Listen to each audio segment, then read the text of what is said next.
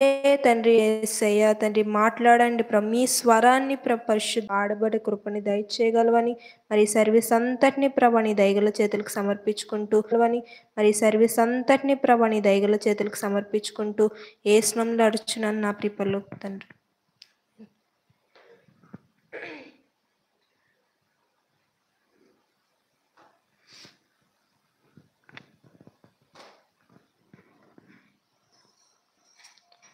అందరూ పాటలు పాడుకుందాం.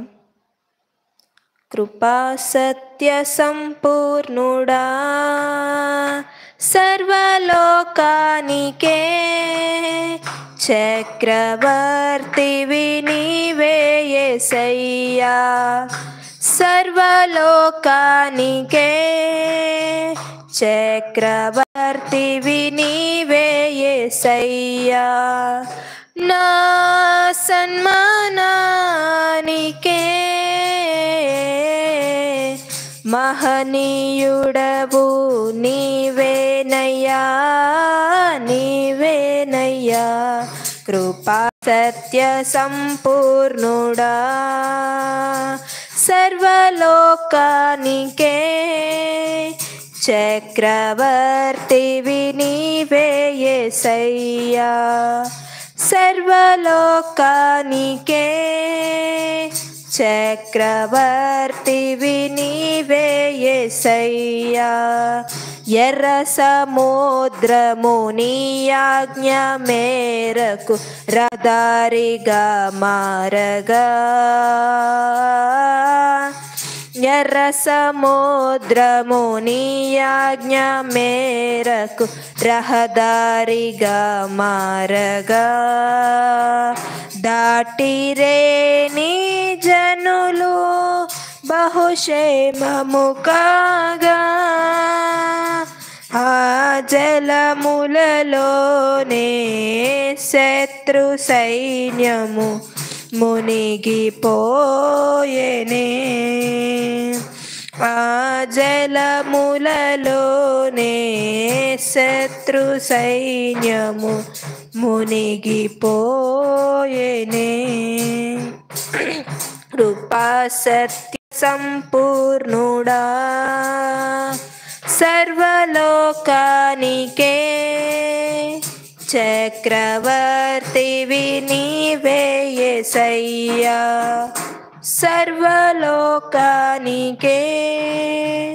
చక్రవర్తివి నీవే యేసయ్యా. నూతన క్రియలు చేయుచున్నావని నీవు సెలవీయగా, నూతన క్రియలు చేయుచున్నావని నీవు సెలవీయగా, నా ఎడారి జీవితమే సుఖ సౌఖ్యము కాగా, నా అరణ్య రోదన ఉల్లాసముగా మారిపోయేనే, నా అరణ్య రోదన ఉల్లాసముగా మారిపోయేనే. కృపా సత్య సంపూర్ణుడా సర్వలోకానికే చక్రవర్తివి నీవే యేసయ్యా, సర్వలోకానికే చక్రవర్తివి నీవే యేసయ్యా. నైవేద్యములు దహన బలులు నీవు కోరవుగా, నైవేద్యములు దహన బలులు నీవు కోరవుగా, నా ప్రాణాత్మ శరీరము బలి అర్పణ కాగా, నా జీవ బలులు స్తోత్ర బలులుగా మారిపోయేనే.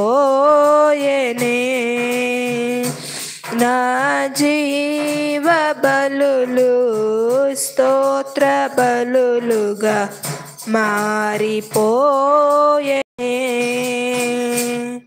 కృపా సత్య సంపూర్ణుడా సర్వలోకానికే చక్రవర్తివి నీవే యేసయ్యా. సర్వలోకానికే చక్రవర్తివి నీవే యేసయ్యా. హల్లెలూయా.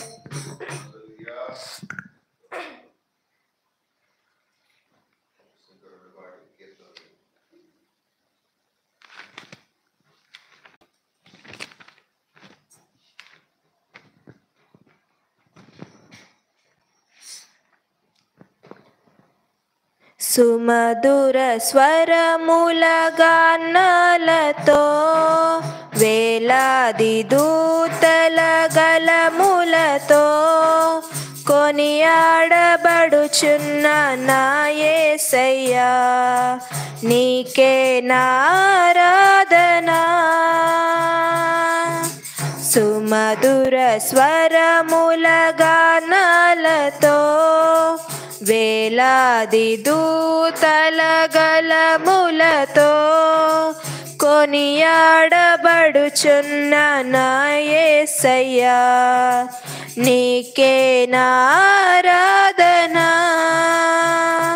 మహానందమే నాలో పరవశమే నిన్ను స్తుతించిన ప్రతి క్షణం. మహానందమే నాలో పరవశమే నిన్ను స్తుతించిన ప్రతి క్షణం. సుమధుర స్వరముల గానాలతో వేలాది దూతల గలములతో కొనియాడబడుచున్న నా యేసయ్యా. నీకే నారాధనా. ఎడారి త్రోవలోనే నడచిన ఎరుగని మార్గములో నన్ను నడిపిన నా ముందు నడచిన జయవీరుడా నా విజయ సంకేతమా.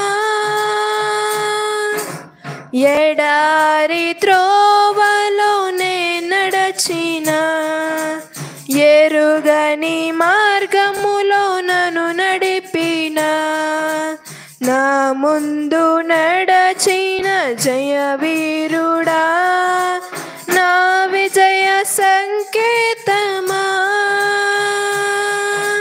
నీవే నీవే నా ఆనందము.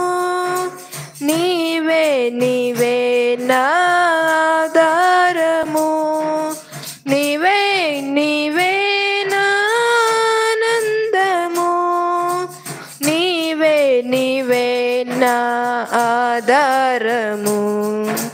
సుమధుర స్వరముల గానాలతో వేలాది దూతల గలములతో కొనియాడబడుచున్న నా యేసయ్యా. నీకే నా ఆరాధనా. సంపూర్ణమైన నీ చిత్తమే అనుకూలమైన సంకల్పమే జరిగించుచున్నావు నన్ను విడువక. నా ధైర్యము నీవేగా. సంపూర్ణమైన నీ చిత్తమే అనుకూలమైన సంకల్పమే జరిగించుచున్నావు నన్ను విడువక. నా ధైర్యము నీవేగా. నీ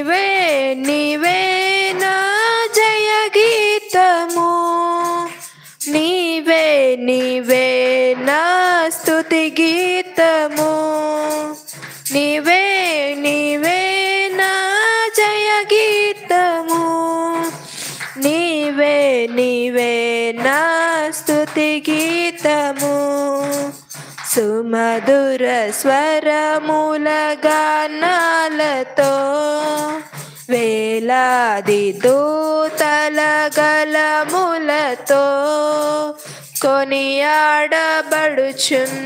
నా యేసయ్యా, నీకే నారాధనా. వేలాది నదులన్నీ నీ మహిమను, తరంగపు పొంగులు నీ బలమును, పర్వత శ్రేణులు నీ కీర్తినే ప్రకటించుచున్నవిగా. వేలాది నదులన్నీ నీ మహిమను, తరంగపు పొంగులు నీ బలమును, పర్వత శ్రేణులు నీ కీర్తినే ప్రకటించుచున్నవిగా. నీవే నీవే నా అతిశయము, నీకే నీకే నా ఆరాధనా. నీవే నీవే నా అతిశయము, నీకే నీకే నా ఆరాధనా. సుమధుర స్వరముల గానాలతో వేలాది దూతల గలములతో కొనియాడబడుచున్న నా యేసయ్యా, నీకే నా ఆరాధనా. హల్లెలూయా.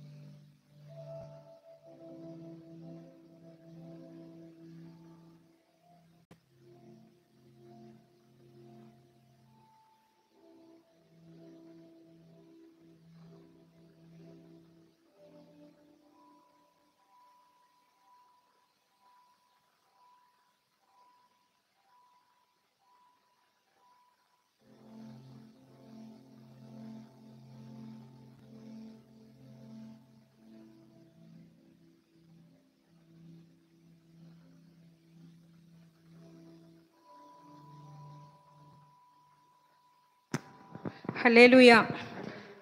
కీర్తనలు 38వ కీర్తన 10 నుంచి 15 వరకు.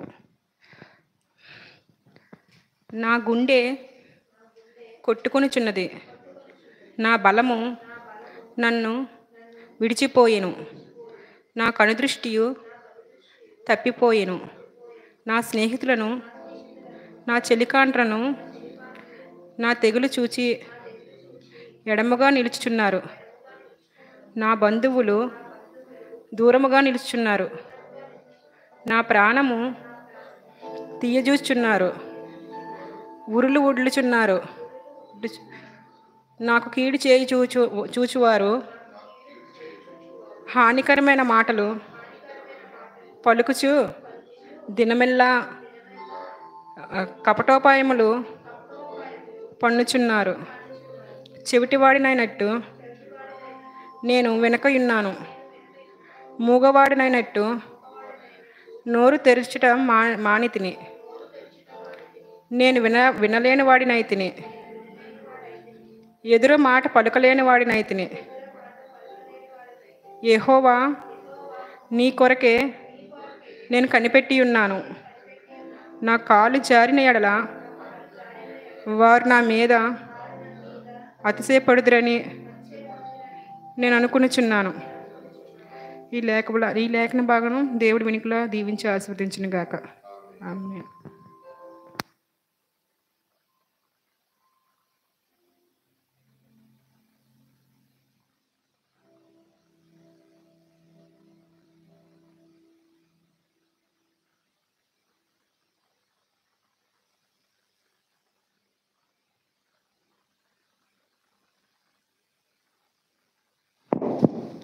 హల్లెలూయా, ప్రైజ్ ది లార్డ్. దేవునికి స్తోత్రం. 38వ కీర్తన మరి 10 నుంచి 15 వచనాలు మరి చదివి వినిపించిన సహోదరికి ప్రభుపేట వందనాలు. అలాగే పాడిన కుమార్తెకు కూడా హృదయపూర్వకమైన ఆశీస్సులు. 1 నుంచి 10 వచనాల్లో ఉన్న యొక్క సారాంశమును గురించి మనం ధ్యానం చేసుకుందాం. ఇందులో ఒక చక్కని సారాంశం మరి పెట్టారు. ఈ సారాంశము మన జ్ఞానముగా, తెలివిగా మనం చాలా జాగ్రత్తగా చూసినట్టయితే ప్రభు చాలా ఉన్నతమైన మాటల ద్వారా మనందరితో మాట్లాడుతూ ఉంటారు. కాబట్టి అది పట్టుకొని మనం దేవుణ్ణి మనం ఆరాధించవలను. హల్లెలూయా. ప్రియ దేవుని బిడ్డలారా,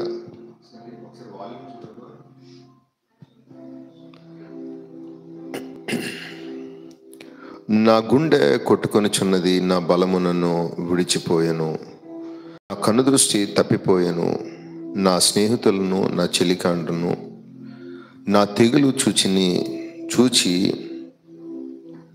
ఎడముగా నిల్చున్నారు. హల్లెలూయా.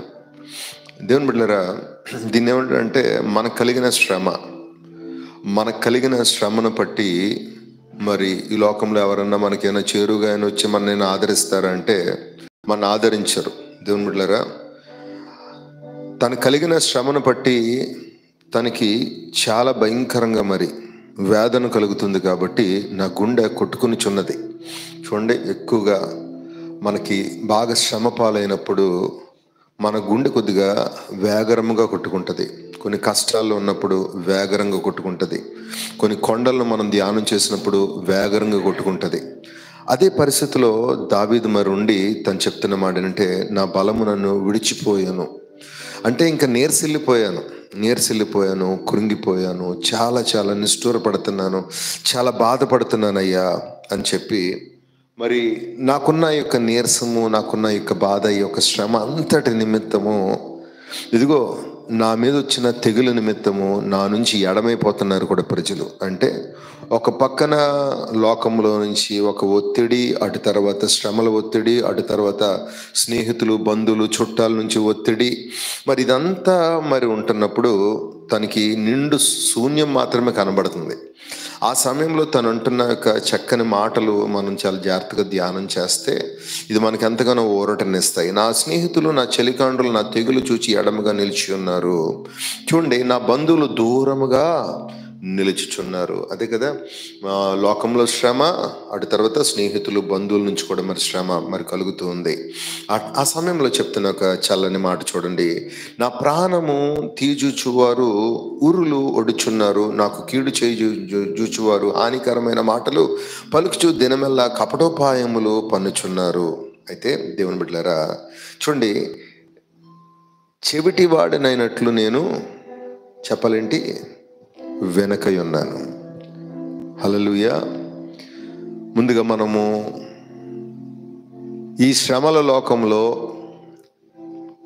మనమంటే అసహ్యపడుతున్న బంధువులు, స్నేహితుల మధ్యన ఎలాగుండాలి అంటే, చూడండి, ఎక్కువగా సాతానుగాడు మీ వినికిడి ద్వారా మిమ్మల్ని వాడు అటాక్ చేస్తూ ఉంటాడు. మీరు ఏదైతే వింటున్నారో దాన్ని బట్టి మీకు అవిశ్వాసం కలుగుతుంది. దేవునికి వ్యతిరేకమైన మాటలు మీరు ఏదైతే వింటున్నారో, హానికరమైన మాటలు, దూషణకరమైన మాటలు మరి వింటున్నప్పుడు ఎంతగానో అవిశ్వాసము, అపనమ్మకం కలిగి లోపల కురిగిపోతూ ఉంటాం. దావీదు ఒక చల్లని మాట చెప్తున్నాడు. ఏమంటున్నాడు అంటే, చూడండి, ఏమంటున్నాడు?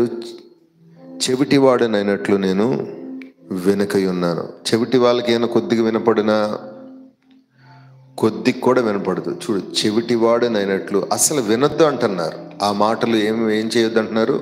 నిన్ను కృంగతీసే వాళ్ళ మాటలు నువ్వు వినొద్దు, నిన్ను హేళన చేసే వాళ్ళ యొక్క మాటలు వినొద్దు, నిన్ను ఆడిపోసుకునే వాళ్ళ యొక్క మాటలు నువ్వు వినొద్దు. నీ స్నేహితులు నిన్ను కృంగతీస్తున్నారా? వినొద్దు. నీ బంధువులు కృంగతీస్తున్నారా? వినొద్దు. వాటన్నిటికీ దావీదు ద్వారా మనతో మాట్లాడుతున్నారు, వినొద్దు. అలాగే ఇంకొక మాట కూడా చెప్తున్నారు, మూగువాడైనట్లు నోరు తెరుచుట మానితిని. హల్లెలూయా. నిజమే దేవుని బిడ్డలారా. చూడండి, ఒక మాట పలికిన తర్వాత మీరు మళ్ళా వెనక్కి మనం తీసుకోగలమా చెప్పండి?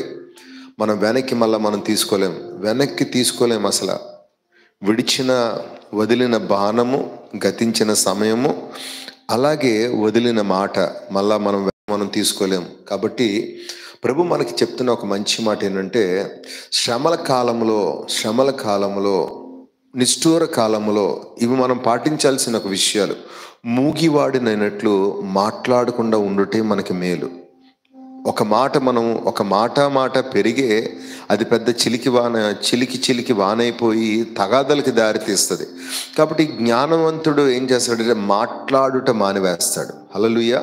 దేవుని బిడ్డలారా, ఇక్కడ ప్రభు మనకు చెప్తున్నాడు, చెవిటివాడినైనట్లు ఏం చేయాలి చెప్పండి? వినటం మానేయాలి. మూగివాడినట్లు ఏం చేయాలి? చెప్పండి, నోరు తెరుచుట మానితిని అంటున్నారు. అలాగే ఇంకొక మాట ఏమంటున్నారు? నేను వినలేని వాడినైతిని, ఎదురు మాట పలకలేని వాడినైతిని. కానీ ఇంకొక మాట అయితే చేస్తున్నాడు. చూడు, వినట్లేదు, నేను మాట్లాడట్లేదు, కానీ ఆత్మీయులందరూ చేయాల్సిన పని ఏంటి తెలుసా? యెహోవా కొరకు కనిపెట్టుకోవాలి. హల్లెలూయా. యెహోవా కొరకు మనం కనిపెట్టుకోవాలి. ఆయన సమయం మనం ఇవ్వాలి. ఆయనకంటూ ప్రతిదానికి సమయం కలదని చెప్పారు దేవుడు.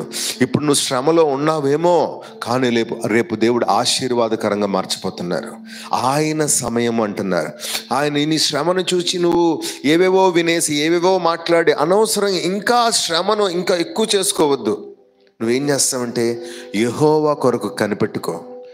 Just wait upon the Lord. చూడండి, ప్రభు ఏమంటున్నారు చూడండి, యెహోవా నీ కొరకే నేను కనిపెట్టుకొనిచున్నాను.